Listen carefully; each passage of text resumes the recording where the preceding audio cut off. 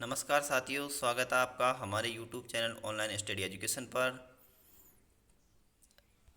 जैसा कि हमारी सीरीज चल रही थी शिक्षा में अभिरुचि की, तो आज उसका लास्ट जो टॉपिक है सजगता या जागरूकता, इस टॉपिक पर आज हम बात करेंगे। इससे पहले हम सारे टॉपिक डाल चुके हैं। आज ये लास्ट टॉपिक रहेगा और बिल्कुल छोटा टॉपिक है, आसानी से हो जाएगा। इसके बाद हम नेक्स्ट अगले जो वीडियो हैं उसके अंदर इनसे संबंधित जो टॉप MCQs हैं वो करवाएंगे। तो स्टार्ट करते हैं। हमारा जो आज का टॉपिक है सजगता या जागरूकता। सजगता या जागरूकता से तात्पर्य है कि समझ या ज्ञान होना। बिल्कुल, व्यक्ति को समझ या ज्ञान होना ही क्या होता है, सजगता या जागरूकता कहलाता है। नेक्स्ट आगे इसकी परिभाषा देख लेते हैं। अपने आसपास होने वाली घटनाओं की जानकारी होना ही जागरूकता या सजगता कहलाता है। ठीक है, इसको एक शिक्षक या फिर विद्यार्थी, इसको किसी भी रूप में देखा जा सकता है, या फिर सभी या सामान्य मानव के लिए भी यह सजगता आवश्यक होती है। नेक्स्ट जो दे रखा है, संपूर्ण जीवन में सजगता आवश्यकता है। बिल्कुल, संपूर्ण जीवन में व्यक्ति को सजग रहना आवश्यक है। ठीक है, तो इसकी जो परिभाषा यही है कि अपने आसपास की जो घटनाएं होती है उनसे अपन को क्या रहना, अवेयर रहना ही अवेयरनेस को ही जो होता है, इसको इंग्लिश में जो अवेयरनेस शब्द होता है उसको क्या कहते हैं, जागरूकता कहते हैं, सजगता कहते हैं। ठीक है, नेक्स्ट आगे बात करते हैं। अध्यापक में किस प्रकार सजगता होनी चाहिए। ठीक है, अध्यापक में किस प्रकार सजगता होनी चाहिए। तो इनको जो निम्न बिंदु दे रखे हैं उनके माध्यम से देखते हैं कि अध्यापक अध्ययनशील होना चाहिए। अध्यापक अध्ययनशील होना चाहिए और अध्यापक को विषय संबंधी अपने जो विषय वस्तु जो पढ़ाते हैं वह पाठ्य विषय वस्तु संबंधी तथा अन्य ज्ञानवर्धक पुस्तकें शिक्षक को अध्ययनशील पढ़ते रहना चाहिए। नेक्स्ट अगला टॉपिक है, टॉपिक क्या बिंदु है, समाचार पत्र। शिक्षक को समाचार पत्रों का अध्ययन करना चाहिए नियमित रूप से, ताकि जो घटित होने वाली जो घटनाएं होती है उनका शिक्षक को ज्ञान होना चाहिए, नॉलेज होना चाहिए, ताकि वो बच्चों को अधिक अच्छे तरीके से पढ़ा पाए। कार्यशालाओं में भाग लेना। शिक्षकों की जो कार्यशालाएँ आयोजित की जाती है, जो मीटिंग होती है, उनके अंदर शिक्षक नियमित रूप से जब भी कार्यशालाएँ आयोजित हो उनके अंदर भाग लेना चाहिए, जिससे कि पढ़ाने संबंधी बालकों को जो पढ़ाने संबंधी जो उसके अंदर बताया जाता है, मीटिंगों में बताया जाता है, उसके अंदर शिक्षक को भाग लेना चाहिए।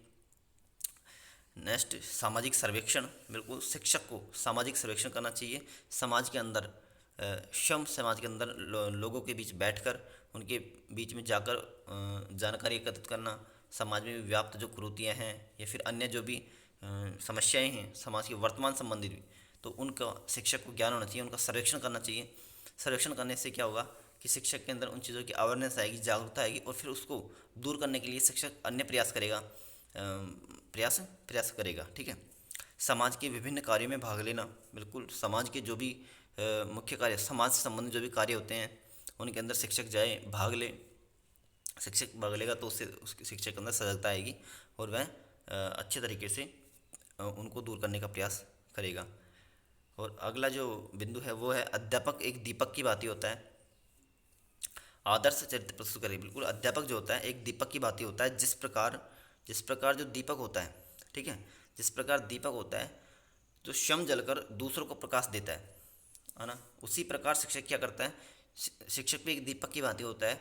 वह भी स्वयं जब अध्ययनशील होगा, समाचार पत्र आदि जितनी भी है सभी चीज़ों से सजग रहेगा तो बालकों को भी उसी प्रकार की और उससे भी अच्छी शिक्षा देने की प्रयास करेगा और अच्छा आदर्श प्रस्तुत करे शिक्षक का। बिल्कुल, शिक्षक एक आदर्श होना चाहिए, आदर्शवान होना चाहिए, क्योंकि एक बालकों के लिए आदर्श प्रतिमान यानी कि आदर्श मॉडल जब प्रस्तुत किया जाएगा तो बालक भी उसी के अनुसार अनुसरण करेंगे, उसी को मानेंगे।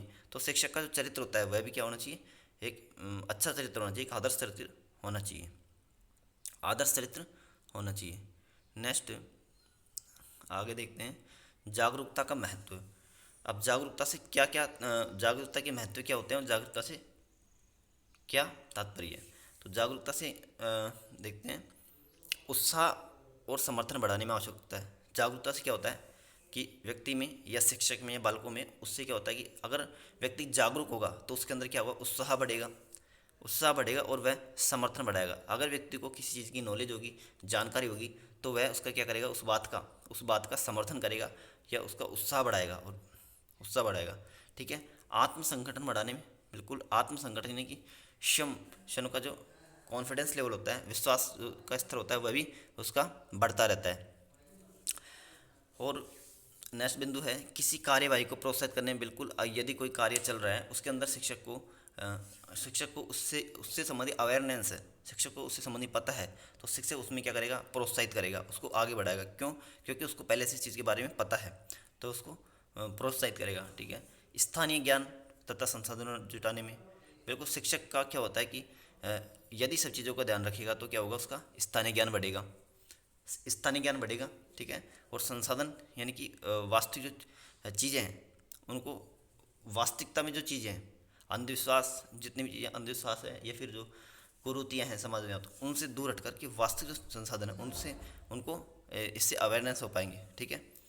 और अधिगम कौशल को सुगम बनाने, तो इससे क्या होगा कि जो कौशल है, अधिगम कौशल है, उसको भी सुगम बनाया जा सकता है। अगर व्यक्ति जागरूक होगा तो अधिगम सीखने का जो कौशल है, सिखाने का जो कौशल है, उसको और भी अधिक सरल और सुगम बनाया जा सकता है जागरूकता के माध्यम से। ठीक है। तो ये जो हमारा छोटा सा टॉपिक है, ठीक है, छोटा सा टॉपिक था ये जागरूकता का, ये शायद समाप्त हो गया। ठीक है। तो उम्मीद करते हैं साथियों आपको हमारे ये जो आज पढ़ा है वो कंटेंट पसंद आया होगा। और यदि आपको कंटेंट पसंद आया तो लाइक करें, शेयर करें और सब्सक्राइब करें हमारे चैनल को, ताकि आगे आने वाले जो भी वीडियोज़ हैं उनका नोटिफिकेशन आपके पास अवेलेबल हो पाए। और हमारा जो शिक्षण अभिरुचि का जो सारे टॉपिक हैं ये कवर हो चुके हैं। अब इनकी जो है MCQs हम आपको करवाएंगे वीडियो के माध्यम से। तो लगातार जुड़ी रहिए आप चैनल से, और धन्यवाद।